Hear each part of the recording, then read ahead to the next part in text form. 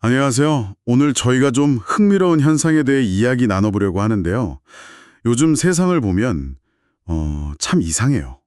한쪽에서는 종교 없는 사람들이 막 늘어나고 회의주의가 강해지는데 다른 한쪽에서는 오히려 전통적인 신앙, 그러니까 성경의 권위나 기적 같은 걸 믿는 그런 정통 기독교는 성장한다는 거예요. 네, 오늘은 티모시 켈러의 하나님을 말하다 오디오북 내용을 바탕으로 이 부분을 좀 깊게 파고들어 볼까 합니다.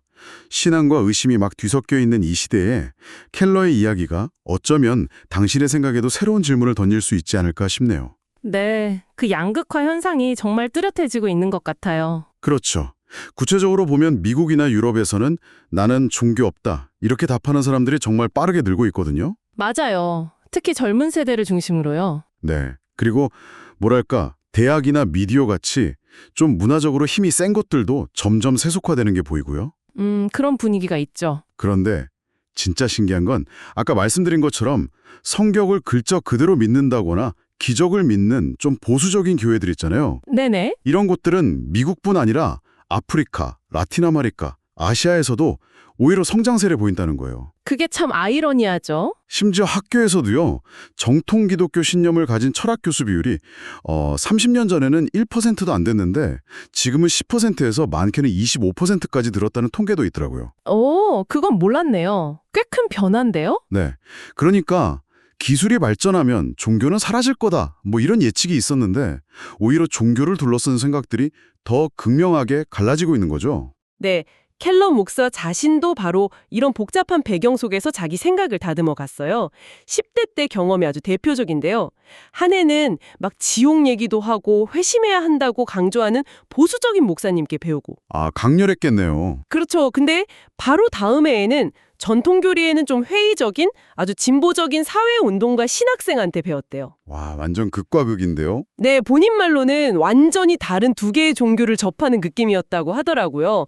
대학 가서는 더 혼란스러웠는데 사회 정의에는 정말 열정적인데 도덕은 상대적인 거라고 보는 친구들이 있고 또 다른 쪽에는 도덕 기준은 확실한데 사회 문제에는 좀 무관심해 보이는 보수적인 친구들이 있고 그 사이에서 고민이 많았겠네요. 네.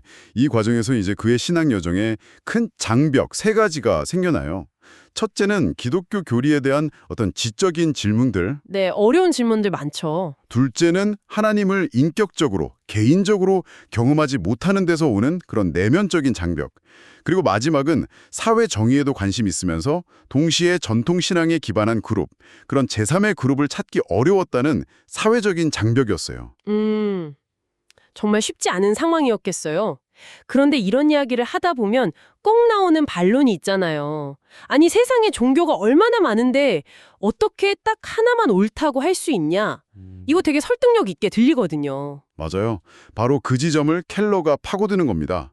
모든 종교는 동등하게 타당하다거나 하나의 진리만 있을 순 없다는 주장 있잖아요. 네네. 그 주장 자체가 따지고 보면 증명할 수 없는 또 다른 종류의 신념, 그러니까 숨겨진 믿음책의 위에 서 있다는 거예요. 아, 그 주장도 결국 믿음이란 말씀이시죠. 그렇죠. 비유를 들자면 왜 장님 여럿이 코끼리 만지는 이야기 있잖아요.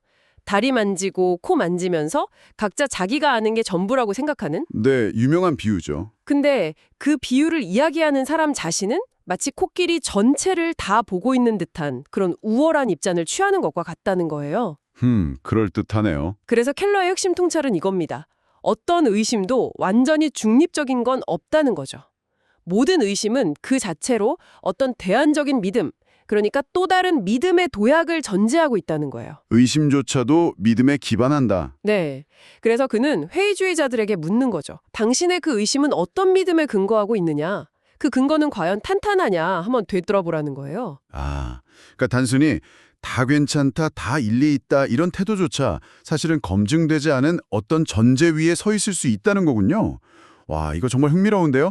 그럼 우리는 어떻게 해야 할까요, 이 상황에서? 켈러는 결국 양쪽 모두에게 숙제를 던져주는 셈이에요. 신앙을 가진 사람에게는 자기 안의 의심, 그리고 다른 사람들의 의심과 정직하게 씨름하라고 하고요. 네, 외면하지 말고요. 그리고 회의적인 사람에게는 자기 회의 밑에 깔려있는 그 대안적인 믿음의 근거를 한번 철저히 따져보라고 권하는 거죠. 양쪽 다 성찰이 필요하다는 거네요. 네, 이 과정 자체가 서로를 더 깊이 이해하는 출발점이 될 수 있다고 봐요. 각자 자기 입장의 근거를 더 명확히 알게 되면서도 동시에 이게 절대적인 증명 위에 서 있는 건 아니구나 깨달으면서 겸손해질 수 있다는 거죠. 그렇죠. 그러면 뭐 무조건 비난하기보다는 맞아요. 왜 저 사람은 저렇게 생각할까? 좀 더 깊은 수준에서 대화가 가능해지는 거죠. 실제로 켈러가 세역했던 뉴욕 같은 대도시를 보면요. 사회정의 문제에 깊이 참여하면서도 전통적인 기독교 윤리를 진지하게 따르는 그런 다양한 인종으로 구성된 새로운 기독교 공동체들이 성장하는 모습이 보이거든요. 이게 어떤 가능성을 보여주는 사례 같아요. 기존의 진보, 보수 이런 틀을 좀 넘어서는 모습이군요. 네, 그런 시도들이 나타나고 있는 거죠. 오늘 저희는 신앙과 회의주의가 동시에 강해지는 이 시대의 좀 독특한 모습, 그리고 어떤 입장을 가지든 그 생각의 뿌리를 파고들어야 한다는 켈러의 도전을 함께 살펴봤습니다. 세상이 더 종교적이면서 동시에 덜 종교적으로 변하고 있다는 이 역설, 그리고 우리 각자의 생각 밑바닥에는 어쩌면 한 번도 제대로 들여다보지 않은 믿음이 있을 수 있다는 점이 참 생각할 거리를 많이 던져주네요. 네, 그래서 마지막으로 당신에게 이 질문을 던지면서 마무리하고 싶습니다. 당신이 스스로를 신앙인이라고 생각하든 회의주의자라고 생각하든 혹은 그 어디쯤에 있다고 느끼던 간에요. 지금 당신의 관점을 이루고 있는 그 생각들 중에 혹시 단 한 번도 의심해보거나 그 근거를 따져보지 않은 당연한 믿음은 없을까요? 한 번쯤 스스로에게 던져볼 만한 중요한 질문인 것 같습니다.